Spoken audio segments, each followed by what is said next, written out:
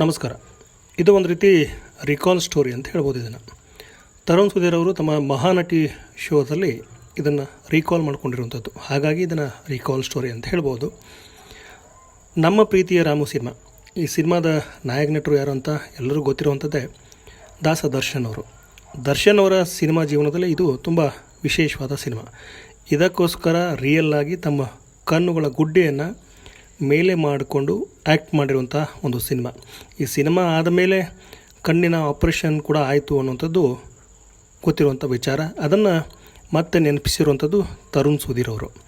ತರುಣ್ ಸುಧೀರ್ ಅವರ ಹೇಳುವ ಅಷ್ಟು ವಿಷಯಗಳೇನಿದೆ ಅದು ನಿಜಾನೇ ಇದೆ. ಯಾಕಂದರೆ ಈ ನಮ್ಮ ಪ್ರೀತಿ ರಾಮು ಸಿನಿಮಾ ಶೂಟಿಂಗ್ ಟೈಮಲ್ಲಿ ಸಾಕಷ್ಟು ಪೇನ್ ಬರ್ತಿತ್ತು ದರ್ಶನ್ ಅವರ ಕಣ್ಣುಗಳಿಗೆ. ಯಾಕಂದರೆ ಕಣ್ಣುಗಳನ್ನು ಅದರ ಗುಡ್ಡೆಗಳನ್ನು ಮೇಲೆ ಮಾಡಿಕೊಂಡು ಆ್ಯಕ್ಟ್ ಮಾಡೋದಿದೆಯಲ್ಲ, ಅದು ಒಂದು ಕಡೆ ಆದರೆ ಇನ್ನೊಂದು ಕಡೆ ತಲೆನೋವು ಹಾಗೆಯೇ ಬೇರೆ ಬೇರೆ ಸಮಸ್ಯೆಗಳು ಆ ಸಂದರ್ಭದಲ್ಲಿ ಆಗ್ತಿತ್ತು ಅನ್ನುವಂಥದ್ದು ಕೂಡ ಗೊತ್ತಿರುವಂಥದ್ದೇ. ಸೊ ಅದನ್ನು ತರುಣ್ ಸುಧೀರ್ ಅವರು ಇಲ್ಲಿ ರೀಕಾಲ್ ಮಾಡ್ಕೊಂಡಿದ್ದಾರೆ. ಕಾರಣ ಏನಪ್ಪ ಅಂತಂದರೆ, ಈ ಒಂದು ಶೋದಲ್ಲಿ ಒಬ್ಬ ನಟಿಮಣಿ ಅಥವಾ ಮಹಾನಟಿ ಸ್ಪರ್ಧಿ ಏನಿದ್ದಾರೆ ಅವರು ಈ ಅಂಧ ವ್ಯಕ್ತಿಯ ಅಥವಾ ಅಂಧ ಯುವತಿಯ ಒಂದು ಪಾತ್ರ ಮಾಡ್ತಾರೆ.